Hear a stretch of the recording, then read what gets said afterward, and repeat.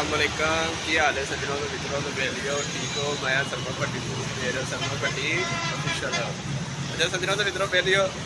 अजय मेरे नाल चौधरी साहब ने साहब इतने आए हैं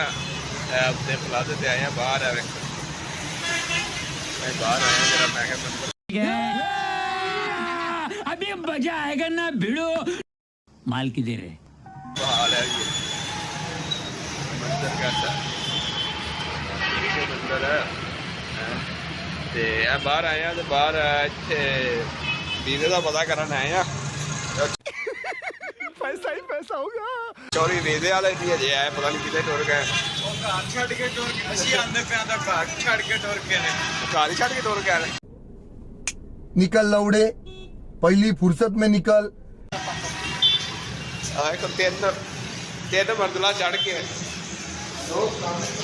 तीन मंजिला चढ़ के उत्ते आए हैं चलो जाके पता करने हैं वीजे का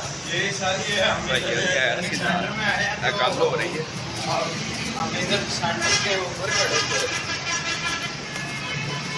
ये रचना टाउन वाली साइड बुला जी जी अच्छा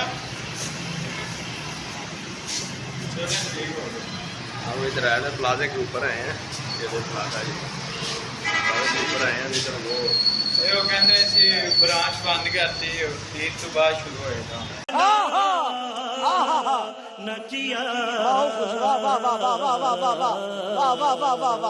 ईद तो बाद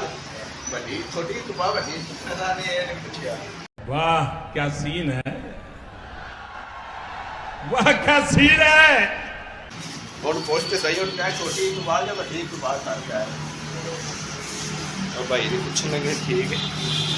तो पता किया तो कह रहे हैं साड़ी ब्रांच बंद कर छड़ी है तो उस बाद ना ईद तो बाद शुरू हो ठीक है तो सोने ईद तो बाद इंशाल्लाह फिर आवांगे इन्होंने को नहीं तो कोई होर लभ लांगे